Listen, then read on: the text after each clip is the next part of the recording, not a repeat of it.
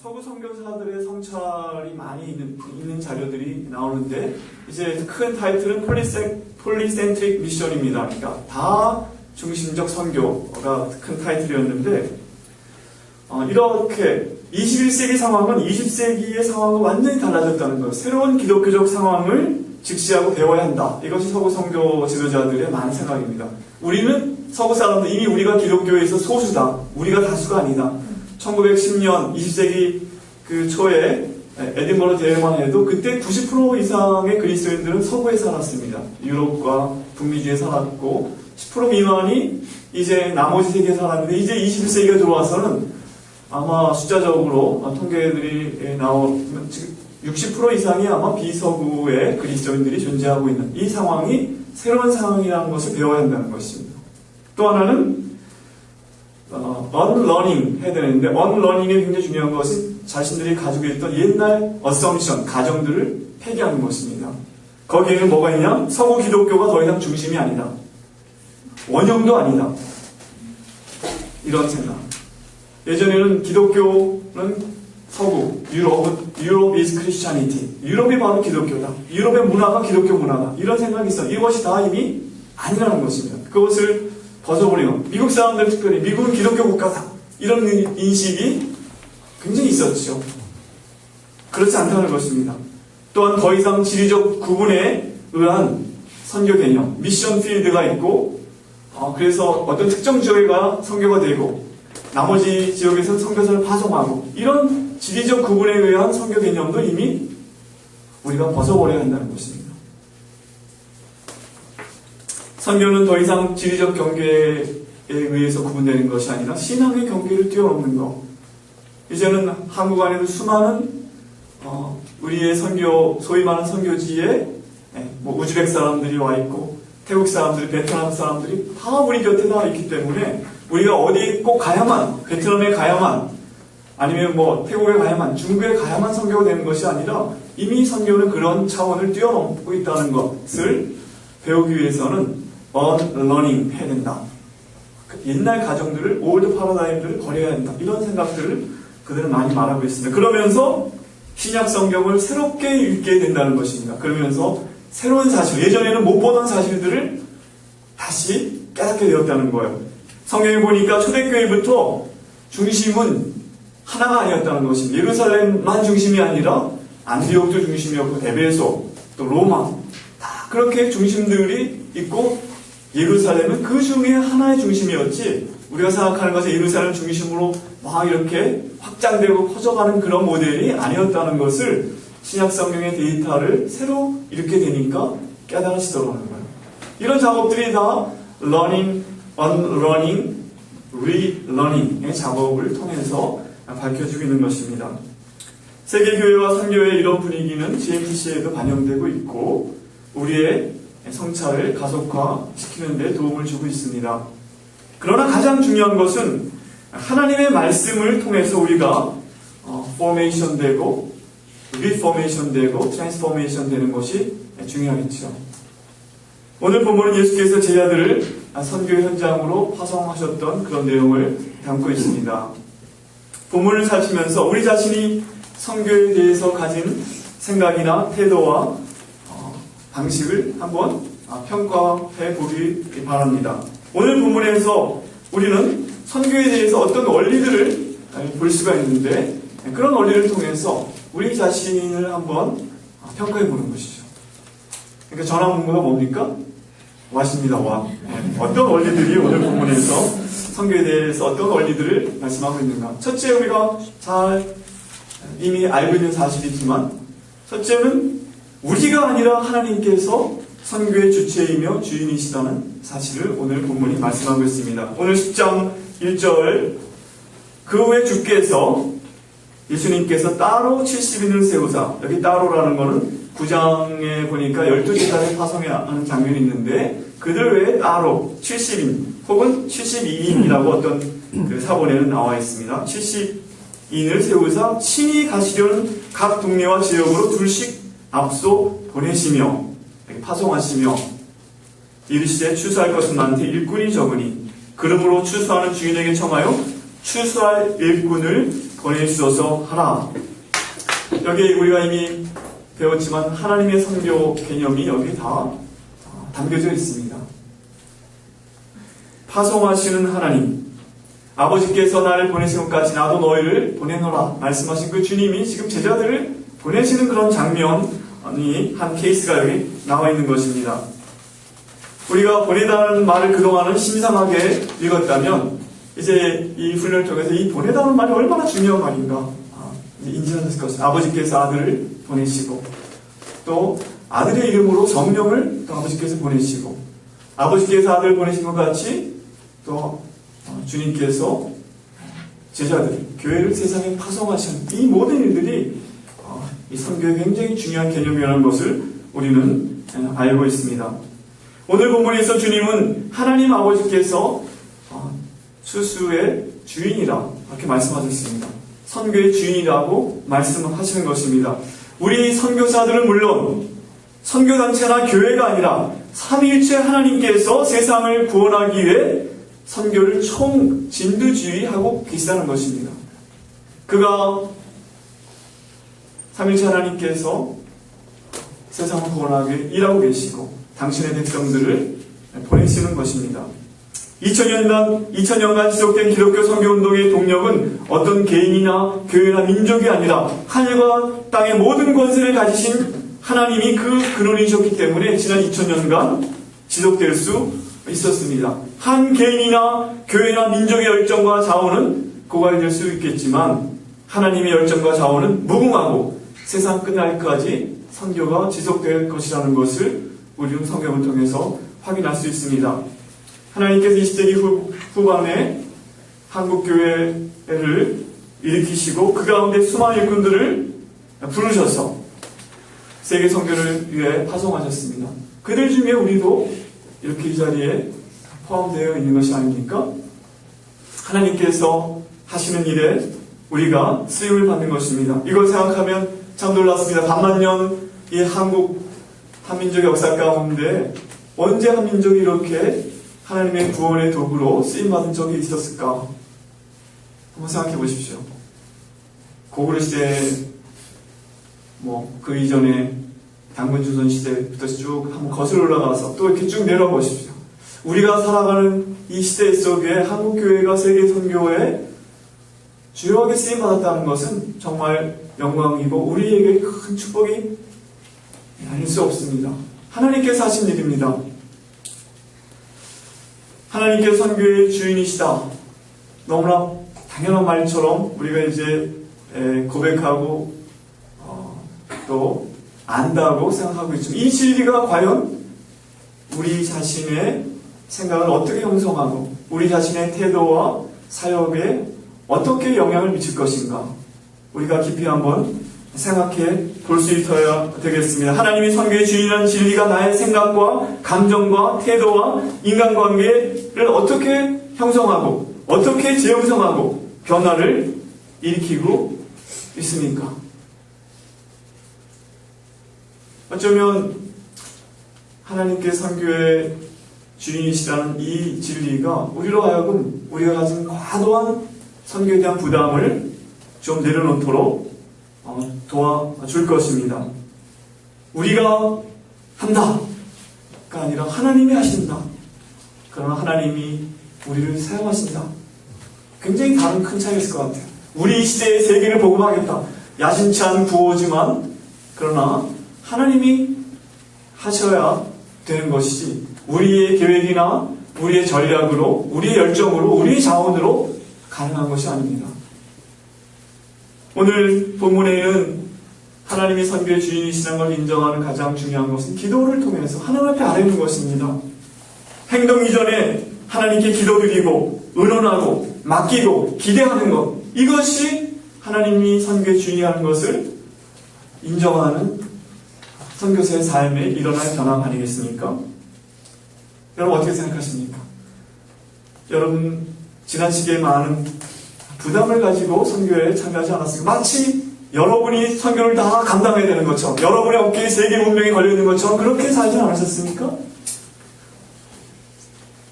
가끔씩 저는 그런 넋두리 내진 기도를 할 때가 있습니다. 제임스제 관련해서도 주님, 이거 주님의 일이잖아요. 주님, 당신이 진짜 원장이시잖아요. 진짜 이거 제가 책임지는 거 아니잖아요. 제가 책임질 부분은 제가 책임져야 되겠지만 제가 과도한 부담을 지지 않기를 원합니다. 그런 생각도 하고 또 말씀도 드립니다. 여러분, 선교의 주인이 누구십니까? 수영 몇 교회입니까? 아니겠죠. 원누리 교회입니까? 절대로 아닙니다. 삼일째 하나님께서 선교의 주인이 되셔서 그들의 일꾼을 부르시고 보내시는 것입니다. 이것으로 우리의 삶을 한번 생각해 보십시오. 내가 말은 그렇게 하지만 정말 내 속속들이 나의 생각, 나의 태도에 이 진리가 정말 적용되고 있는가. 두 번째, 이 본문에서 우리가 누구인가에 대해서 말씀하고 있습니다. 선교에 참여하는 우리는 하나님의 일을 위해 보냄을 받은 일꾼이라는 것입니다. 사역자들이라는 것입니다. 2절 3절에 이르시되 추수할 것은 많되 일꾼이 적으니 그러므로 추수하는 주인에게 청하여 추수할 일꾼을 보내주소서 하라. 갈지어다 내가 너희를 보내니 어린 양을 이리 가운데 보낸 것 같도다. 먼저 우리는 우리 자신이나 우리의 가정이나 혹은 국가의 프로젝트를 수행하기 위해 보내받은 존재가 아니라는 것을 기억해야 합니다. 엄격히 말하면 교회나 선교단체의 프로젝트를 수정드는 일꾼으로 보냄을 받지 않았습니다. 우리는 하나님의 일꾼으로 하나님의 일터에 보냄받은 하나님의 선교에 참여하는 일꾼들로 보냄을 받은 그런 사람들입니다. 믿습니까? 네. 물론 하나님께서 지역교회를 사용하시고 선교단체를 활용하시지만 근본적으로 우리를 부르시고 파송하신 분은 하나님이시고 우리는 하나님의 일터에 부름받은 일꾼들이라는 사실입니다. 또한 오늘 본문 3절에 말하듯이 우리는 어린 양과 같은 그런 존재라고 말씀하십니다. 이들 가운데 사자 같은 아주 힘있는 모습으로 정복자의 모습으로 우리가 보냄을 받는 것이 아니라 연약하고 부족한 자로 보냄을 받는다고 말씀하고 있습니다. 뒷부분 21절에 보면 어린아이와 같은 자들이라고 주님은 제자들을 이렇게 묘사하셨습니다. 선교사들은 스스로 오랫동안 강한 자, 주는 자, 선생으로 스스로를 인식했던 것이 사실입니다. 어찌 우리도 지금 그렇게 인식하고 있지 않습니까?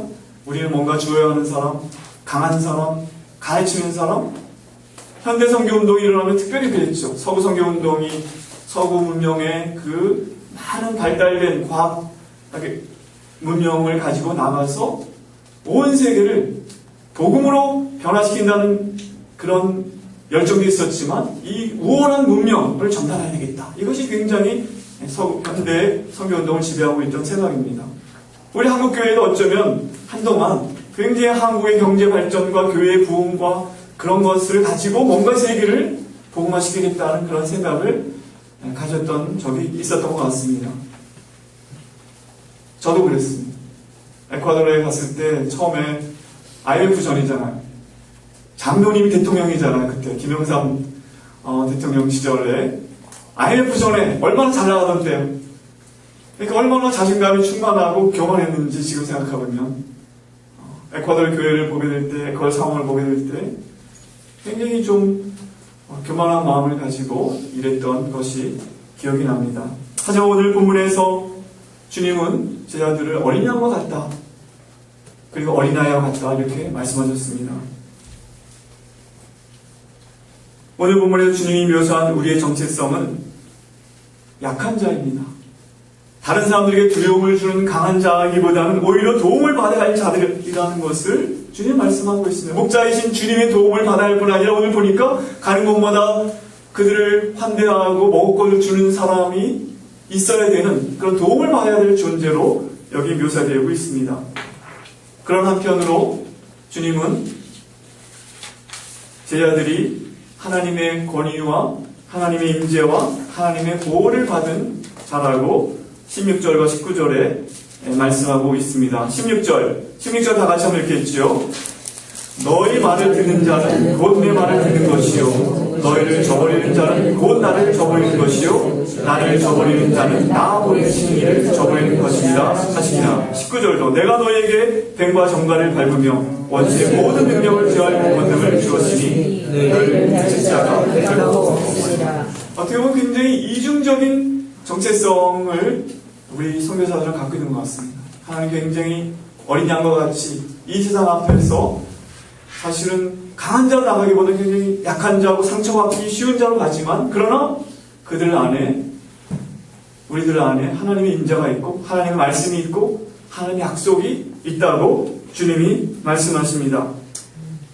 오늘 본문에 보면 하나님께서는 하나님의 백성인 우리가 하나님의 나라의 평안을 선포하는, 샬롬을 선포하는 선포자요 축복의 통로요 예수 그리스도의 대사라고, 나를 영접하는 자는 너를 영접하는 자 나를 영접하는 것이, 나의 말을, 너의 말을 듣는 것은 나의 말을 듣는 것이, 마치 한 나라의 대사가 그 나라의 모든 권위를 가지고 나가는 것처럼 예수님께서 우리들에게 그런 권위와 임재를 허락하셨다는 것입니다. 그래서 사도 바울은 고린도후서 6장 9절부터 10절에 이렇게 자신의 정체성을 표현한 것 같습니다. 무명한 자 같으나 유명한 자요, 죽은 자 같으나 보라 우리가 살아있고, 징계를 받는 자 같으나 죽임을 당하지 아니하고, 근심하는 자 같으나 항상 기뻐하고, 가난한 자 같으나 많은 사람을 부요하게 하고, 아무것도 없는 자 같으나 모든 것을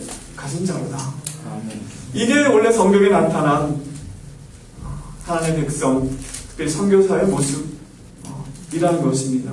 어쩌면 그동안 우리는 이 본문의 말씀을 읽는데 제한점을 가질 만큼 다른 정체성을 가지고 살았는지 모릅니다. 예수님께서 내가 너희를 보내는 것이 어린 양을 보내는 것 같다 말씀하셨는데, 반대로 우리는 굉장히 우리가 강한 자인 것처럼 그렇게 나갔던 것은 아닌가. 이 진리가 우리의 마음을 어떻게 바꿔야 되겠습니까? 한편으로 우리의 교만한 마음을 다시 겸손한 마음으로, 주님 의지하는 마음으로, 나의 지혜나 능력이 아니라 주님의 지혜와 능력과 권능으로만 된다는 마음으로 바꿔야 하는 한편, 파송교회나 혹은 후원자들이나 이 세상 사람 앞에서 주님의 이름이 우리와 함께 있고 주님의 약속이 우리와 함께 있다는 것을 우리가 어떻게 나타낼 것인가. 이것이 오늘 본문이 우리에게 도전하는 내용인 것입니다. 세 번째로, 오늘 본문은 선교에 대해서 어떻게 해야 될 것인가에 대한 지침도 많이 말씀하고 있습니다. 그런데 한 주석가는 오늘 본문이 흥미롭게도 주님께서 선교 방법에 대해서 거의 말씀하지 않는다고 그렇게 주석하고 있습니다.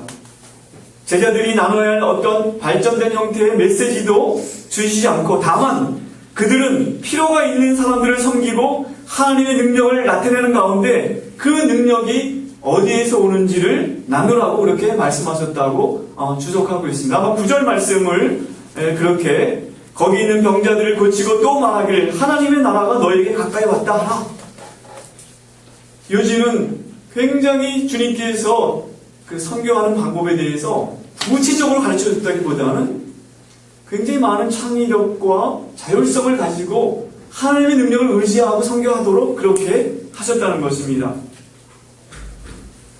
우리는 그것을 다음과 같이 원리화해서 표현할 수 있을 것입니다. 세 번째 대지입니다. 우리는 사람들에게 가서 가르치라 말씀하셨잖아요. 하나님의 왕국 복음을 행동과 말로써 나눠야 한다. 그런데 매우 자유롭고 창의적인 방법으로 선교하되 우리의 힘과 지혜가 아닌 하나님의 사랑과 능력으로 섬기며 전해야 한다고 말씀하고 있는 것입니다. 예수님으로 말미암아 도래한 하나님의 나라를 증언하면서 그 이름으로, 예수의 이름으로 샬롬을 선포하고 성령의 능력을 나타내는 것이 신약 성경에 나타난 선교의 방식이라는 것입니다.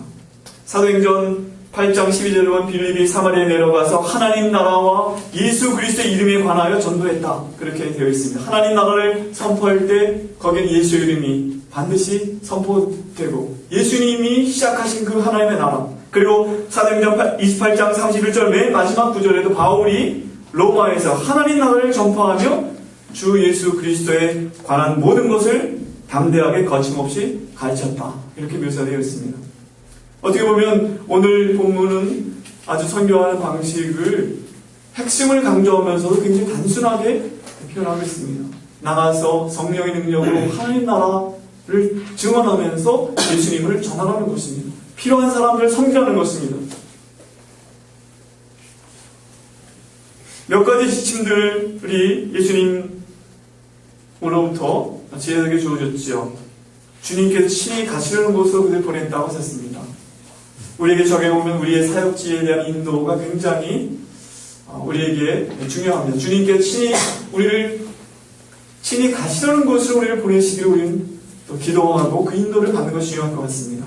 하나님께서 나를 이곳에 보내셨다. 그런 확신이 있을 때 우리가 어려움이 있을 때도 떠나지 않게 되겠죠. 에이미 카마이클이라는 유명한 인도 선교사가 있습니다. 영국 사람인데 싱글 사역자로 53년인가 인도에 사역했는데 맨 처음에 일본에 가셨어요. 일본에서 2년 반 만에 인도로 옮기게 됩니다. 옮기면서 일본은 하나님이 자기가 부르신 곳이 아니라 하고 이렇게 2년 반 정도 그렇게 지내면서 조리 교수님과는 달리 에이미 카마이클은 인도에 가서는 그러나 그가 어려운 환경 가운데서도 50년 이상을 그가 사역했었습니다. 아마 여러분도 선교를 위해서 하나님이 보내시는 곳으로 가야 할 것입니다. 경치가 좋은 곳, 먹을 곳이 많은 곳, 아니면 살기 좋은 곳, 거기 가야 별로 그렇게 편안하지 않을 것입니다. 하나님이 보내신 곳에 가서 있는다면 그것이 정말 효과적인 선교를 하는 방식이라는 것을 오늘 말씀을 얘기 암시하고 있어요. 또한 둘씩 보냈다. 어떻게 보면 혼자 보내지 않았다 하는 것, 팀 사역의 중요성에 대해서 말씀하고 있는 것 같습니다. 또한 김밥덩어리 가지고 선교는 소일거리가 아니라 오늘 말씀해 보니까 갈지어다 하면서 전대나 배낭이나 신발을 가지지 말면 길에서 아무에게도 운항하지 말고 김밥값을 가지고 정말 중요한 일을 수행한다는 의식과 열정을 가지고 사역하라. 그런 태도에 대해서 말씀하셨습니다. 그리고 하나님의 공급에 대한 신뢰를 말씀하십니다. 4절에 전대나 배낭이나 신발을 가지지 말며 주님께서 책임지시겠다는 그런 말씀으로 해석할 수 있겠죠. 7절에 그 집에 유하면 주는 것을 먹고 마시라. 일꾼이 그 삭스를 받는 것이 마땅하니라. 주님께서 다양한 방법으로 공급하시는데 현장에서 사람들이 그 필요를 채워주고 어떤 방식은 일할 수 있도록 하겠다 하는 그런 내용으로 우리가 읽을 수 있습니다. 그런데 누가복음 22장 한번 찾아보시죠. 누가복음 22장. 누가복음에 관한 자세한 거는 또 나중에 궁금한 거는 김현장 목사님께 여쭤보시고 오늘 저는 그냥 간단하게 22장 35절에 이렇게 말씀하고 있습니다. 35절부터 38절에 이제 예수님께서 십자가를 앞두고 제자들이 자신을 버릴 것을 말씀하시고 그 이후에 되어질 상황을 말씀하시면서 그들에게 이르시되 내가 너희를 전대와 배낭과 신발도 없이 보냈을 때 부족한 것이 있더냐? 아마 옛날에 주님께서 제자들 보낼 때 그 일을 상기시키는 것은 이르시되 없었나이다. 제가 이렇게 대답합니다. 이르시되 이제는 전대 있는 자는 가질 것이요 배낭도 그리하고 검 없는 자는 겉옷을 팔아 살지어다. 내가 너에게 말하니 기록된 바 그는 불법자의 동류로 여김을 받았다. 한 말이 내게 이루어져야 하리니 내게 관한 일이 이루어져 가미니라. 그들이 여쭤오되 주여 보소서 여기 검둘이 있나이다. 대답하시되 족하다 하시니라. 굉장히 신비한 말씀인 것 같아요. 어쨌든 그러나 상황이 달라졌다는 것입니다. 이제는 이런 것들을 준비하라. 그래서 우리가 믿음 선교를 하는 사람들로서 주님을 의지하고 하지만 상황에 적절하게 변하는 상황에 대처하는 것도 필요하다는 것을 아마 이 본문에서 말씀하신 것으로 우리가 해석할 수 있겠습니다. 어쨌든 이러한 지침들도 주님이 주셨지만 어떤 방식으로 사역할 것인가에 대해서는 아주 핵심적인 내용만 말씀하셨던 겁니다. 굉장히 우리가 하나님 나라를 전하고 성령을 의지하고 하되 굉장히 창의적으로 할 수 있다. 그런 지침들을 따르면 효과적으로 할 것이다. 이렇게 말씀하셨다는 것입니다. 본문에서 보여진 선교 방식에 있어서의 자유와 창의성에 대해 본문이 허용하고 있다는 것과 하나님 나라 복음의 핵심으로서 예수님 그리고 성령의 능력 가운데 성김과 사랑의 행동과 말로서 그 예수님과 하나님 나라를 증언하는 것이 원리라면 이것이 우리 사역 방식에 어떤 변화를 요구하겠는가? 우리는 하나님의 나라와 복음과 예수님과 성령의 능력에 대해서 얼마나 깊이 인식하고 의지하고 또 기대하는가? 어쩌면 우리는 성령을 의지하기보다 우리가 가진 지혜와 자원에 너무 많이 의지하지 않는가? 이런 것들을 한번 깊이 성찰해 보는 시간이 우리의 훈련 기간이 되어야 한다는 것입니다. 제가 개강예배 때 설교하고 지금 2달 만에 두 번째 설교일 때 보너스로 얘기가 하나 더 있습니다. 한 가지 본문이 더 언급하는 원리가 있는데 17절부터 20절 10장에 17절부터 20절 이제 제자들이 파송을 받았다가 이제 돌아옵니다. 17절부터 20절 다 같이 읽겠습니다. 시작. 70인이 기뻐하며 돌아와 이르되 주여 주의 이름을 높이면 귀신들도 우리에게 항복하더이다. 예수께서 이르시되 사단이 하늘로부터 번개같이 떨어지는 것을 내가 보았노라. 내가 너희에게 뱀과 증가를 밟으며 원수의 모든 능력을 제어할 권능을 주었으니 너희의 진짜가 결코 없으리라. 그러나 귀신들이 너희에게 항복하는 것으로 기뻐하지 말고 너희 이름이 하늘에 기록된 것으로 기뻐하라. 네 번째 대지는 선교는 파송되어 나가는 것뿐 아니라 돌아와서 coming back 해서 우리들의 한 일을 나누고 이해하는 작업이 포함된다는 것입니다. 선교는 파송되어 나가는 것으로 다 되는 것이 아니라 돌아오는 것. 거기에는 하나님의 관점에서 우리의 사역을 평가해보고 선교의 의미에 대해서 숙고해보고 함께 경축하고 셀레브레이션하고 기뻐하는 것을 통해 우리가 다시 우리의 삶과 사역을 통합하고 성장하는 과정을 거쳐서 재파송되는 그런 일들이 선교회에는 있어야 한다는 것입니다. 어쩌면 우리가 이 자리에서 우리가 하고 있는 일이죠. 여러분 지난 한 달 동안 2달 동안 얼마나 이런 작업을 하셨습니까? 여러분이 했던 일들에 대해서 주님의 말씀에 비추어서 또 성경적 통찰력에 비추어서 한번 평가해보고 또 함께 나누고 또 그것을 또 통합해보고 그러면서 이제 다시 현장으로 나갈 준비가 서서히 이루어지고 있는 그런 과정을 밟아오고 있지 않습니까? 특별히 오늘 본문에서 주님은 제자들에게 사역의 성공과 성취에서가 아니라 우리가 누구인지 그것을 통해서 기쁨을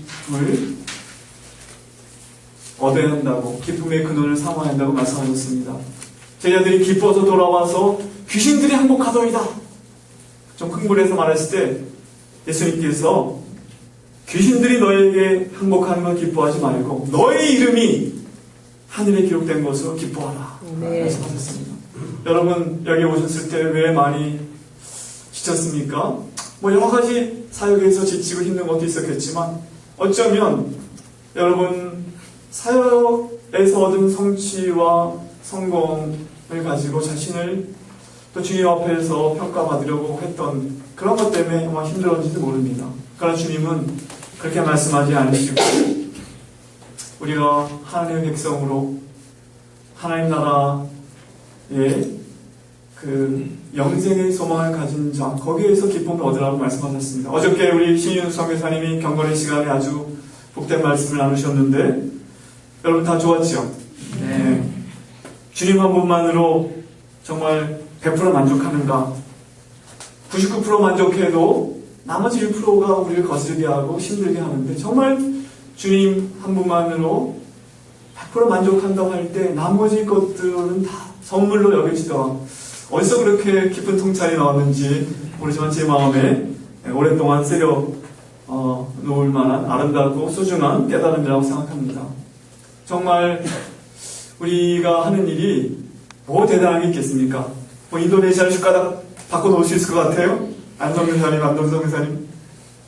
강재원 선교사님, 그럴 것 같습니까? 우리가 하는 일은 그야말로 한강에 돌 던지는 것 같은, 정말 어떻게 보면 보잘것없는 일이라는 것을 여러분 아셨을 것입니다. 처음에는 우리가 어떻게 다 바꿔놓을 수 있을 것 같지만, 우리가 거기 있는 것 그 자체가 누구에게도 사실은 주목받을 만한 일이 아니라는 것을 여러분 아셨을 것입니다.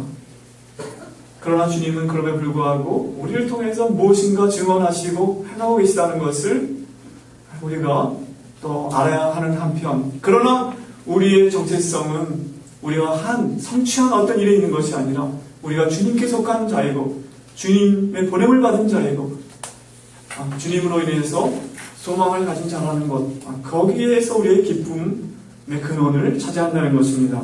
제가 이번에 비행기를 오래 타고 왔다 갔다 하면서 영화를 몇 편 봤는데, 그 중에 파파 해밍웨이라는 그런 그 해밍웨이에 대한 영화가 있더라고요.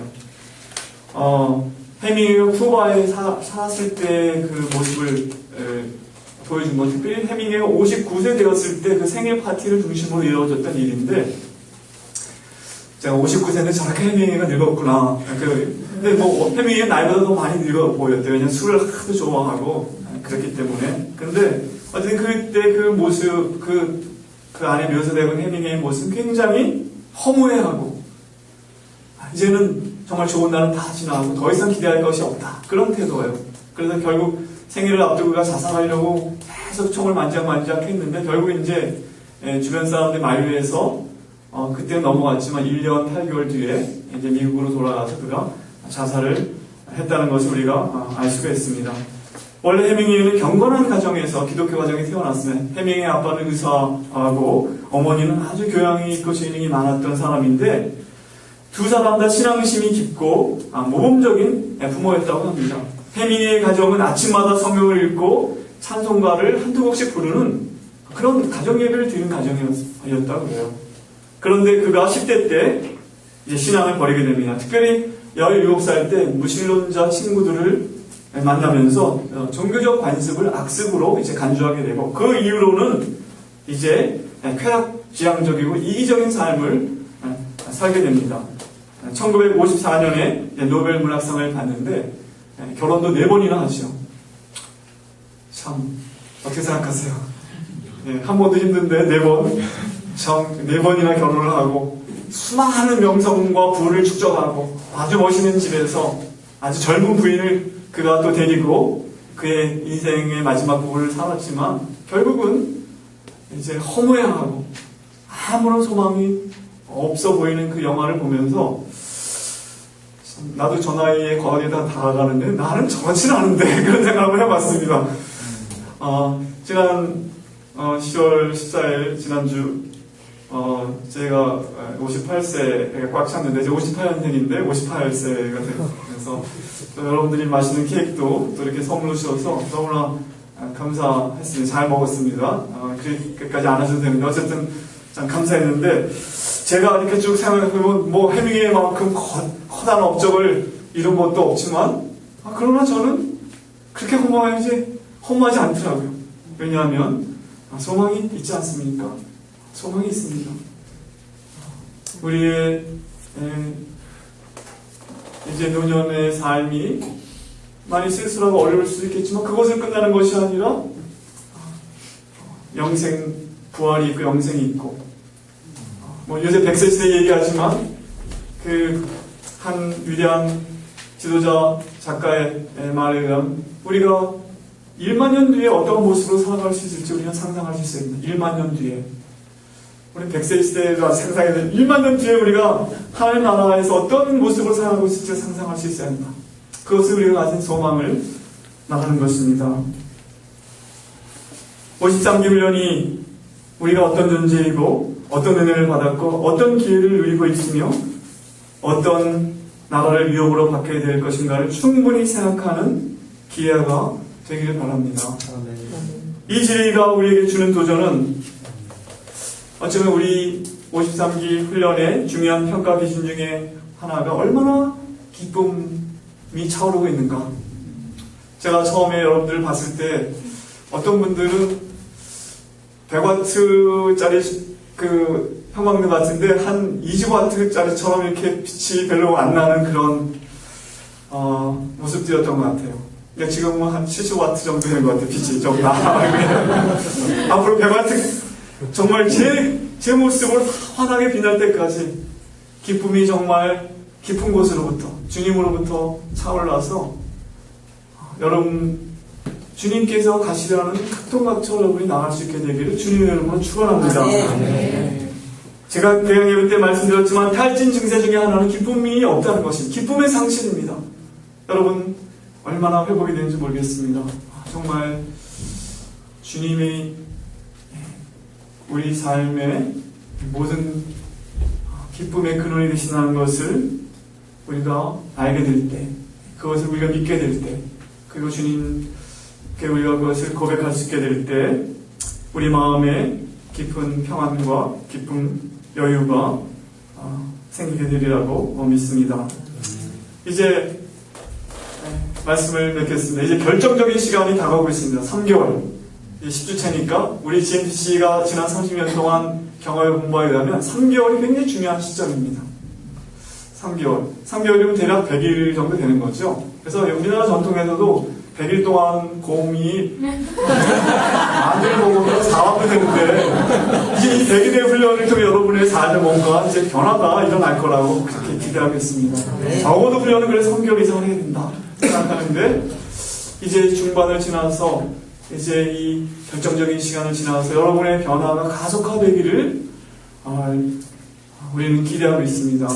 정말 재형성이 되고 변화가 있고 오늘 하나님께서 보여준 이 말씀의 원리를 따라서 선교의 주인이신 삼위일체 하나님에 관하여 그분의 부름을 받고 파송받은 우리 자신의 정체성에 관하여 하나님 나라의 전파자로서 우리의 삶과 사역의 방식에 관하여 무엇보다 주님의 백성으로서 우리가 가진 소망과 기쁨에 관하여 깊이 생각하고 맛보는 남은 훈련 기간이 되기를 주님의 이름으로 축원합니다. 네.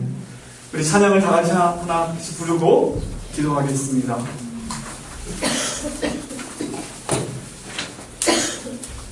세상이 당신을 모른다 하여도 이 찬양인데 참 여러분 선교사가 굉장히 위대한 인물로 우리가 생각하고 있지만 사실 세상에서 볼 때는 굉장히 좀 이상한 사람 내지는 별 볼 일 없는 사람들입니다.